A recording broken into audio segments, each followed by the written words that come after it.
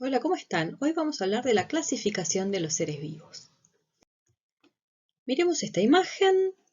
Es un cuarto desordenado, lleno de cosas, juguetes, comida, cuadernos, mascotas y mil cosas más. Incluso, fíjense que ahí está en medio de todo este desbarajuste el niño del cuarto.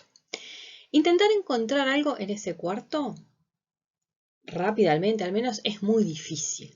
Piensen si tuviéramos que encontrar las medias del mismo par o el cuaderno de biología. Es muy difícil porque hay que buscar entre un montón de cosas diferentes. En cambio, si el cuarto estuviera ordenado, sería más fácil.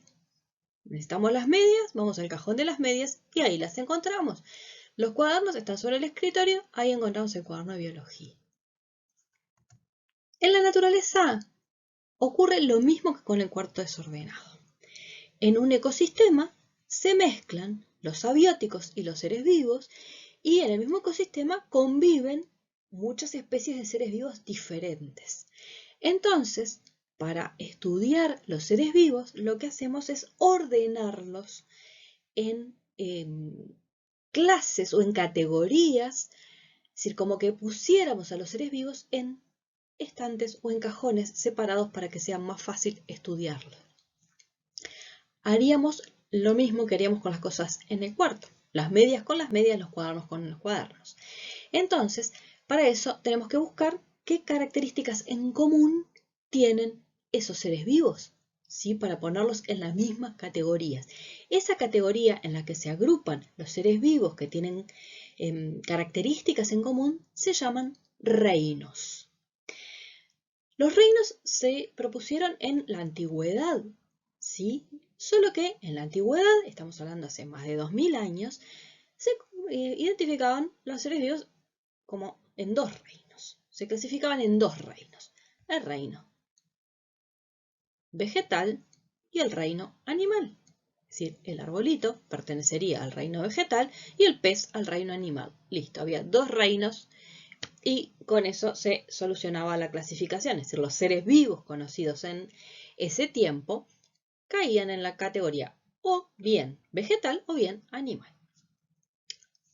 Esa clasificación en dos reinos se utilizó durante siglos, hasta que se inventó el microscopio, y la invención del microscopio descubrió un mundo nuevo lleno de seres vivos que no eran ni animales ni plantas.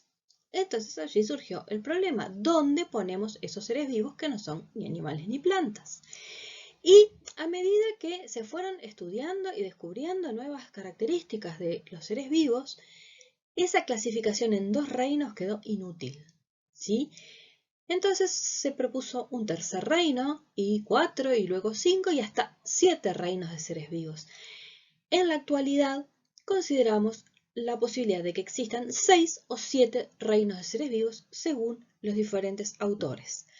Nosotros vamos a estudiar la clasificación en 6 reinos que vemos aquí. Primero, en esta imagen tenemos por un lado una división en procariotas y eucariotas, ¿sí? Es decir, los procariotas son los seres vivos que tienen células sin núcleo definido, ¿sí? Que tienen el ADN disperso en el citoplasma.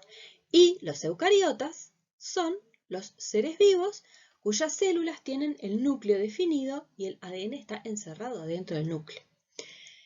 Dentro de los procariotas reconocemos dos reinos, el reino bacteria y el reino arquea.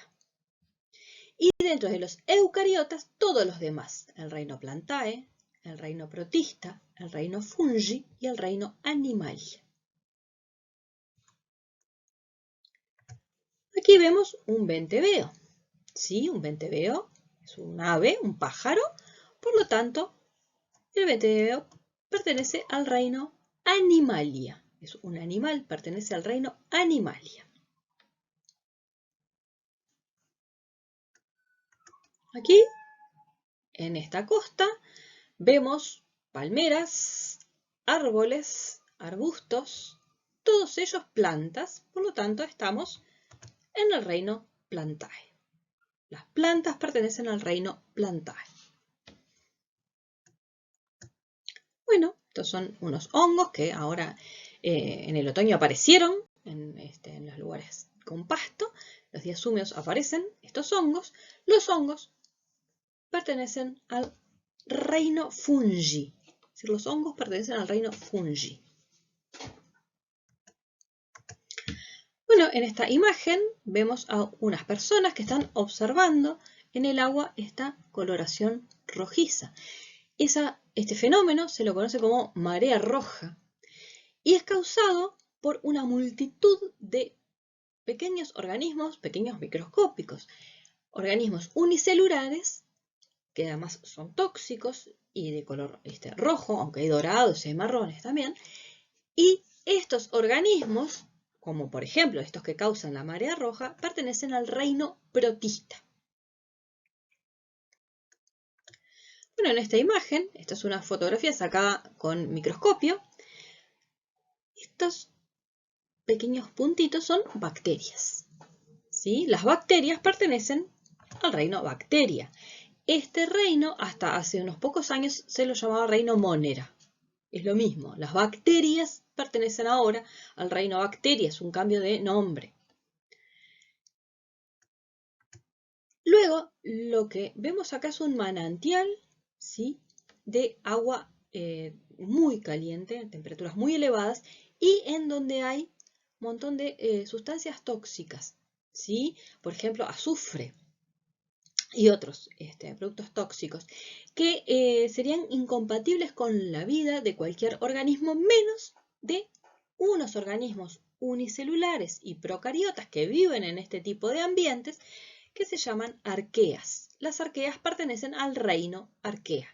Estos organismos se los agrupaba antes con las bacterias, pero en realidad se descubrió que son diferentes, por más que sean unicelulares y procariotas. Las arqueas son organismos que están adaptados a vivir en ambientes extremos y solamente allí, donde no hay ningún otro tipo de ser vivo.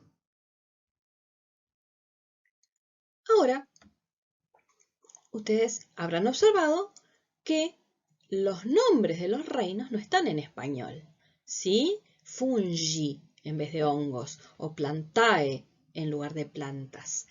Los nombres de los reinos están en latín.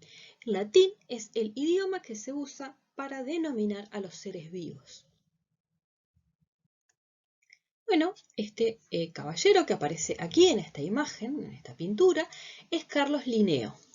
Carlos Linneo era un científico sueco que en el siglo XVIII propuso un sistema de clasificación de los seres vivos, que es el que usamos hasta hoy, ¿sí? Eligió el latín porque por un lado era una lengua muerta. ¿Qué es una lengua muerta? Una lengua que ya nadie usa. Es decir, en ningún país del mundo se habla latín. Ni ahora ni en el siglo XVIII, perdón. Pero sí era la lengua que usaban los académicos de la época, sin importar de dónde eran y qué idioma hablaban. Es decir, Linneo era sueco, por lo tanto hablaba sueco, pero la forma en que tenía de escribir, ¿sí?, las publicaciones que hacía y los descubrimientos que hacía era el latín. Y si hubiera sido francés también hubiera usado el latín. Es decir, no importaba el origen del científico, los académicos siempre usaban el latín como forma de comunicarse. Entonces, esa idea propuesta por Linneo perduró, se resultó sumamente práctico su sistema propuesto. Entonces usamos esta forma de clasificar y nombrar a los seres vivos desde esa época. Bueno, esta que está acá es mi gata, ¿sí? Bueno, en español decimos gato o gata. Pero si estuviéramos hablando inglés, mi gata, sería cat.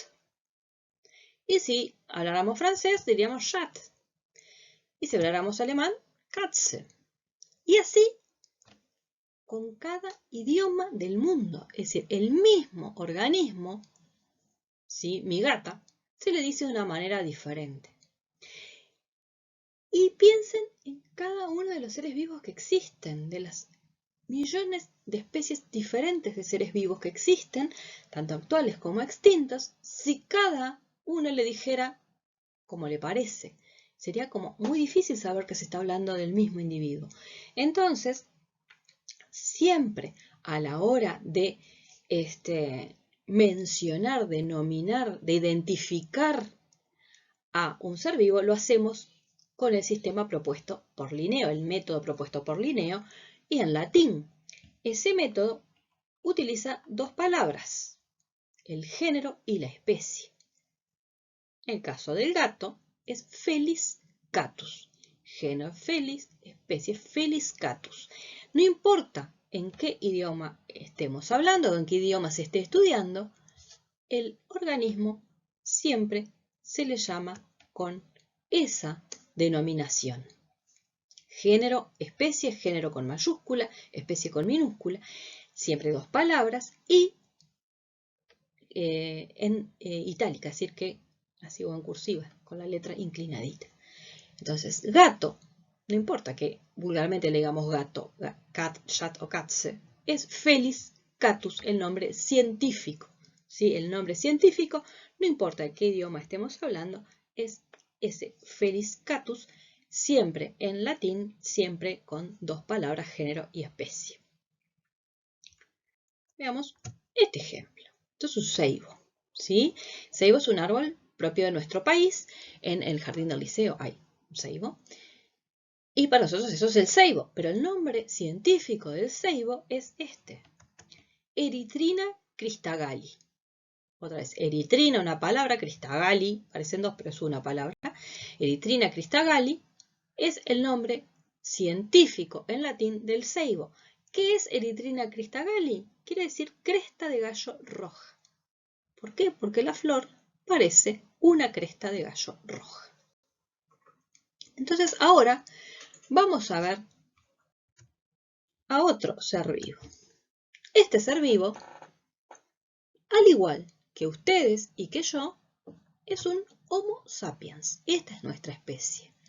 Es decir, el nombre del ser humano en nombre científico en latín es Homo sapiens, ¿sí? Y los Homo sapiens, sea Luis Suárez, sea la profe de biología, o sea vos que estás mirando este video ahora, todos nosotros, además de ser Homo sapiens, pertenecemos al reino Animalia. ¿Qué características tienen los individuos de cada reino? Bueno, eso lo veremos en una próxima clase. Hasta pronto.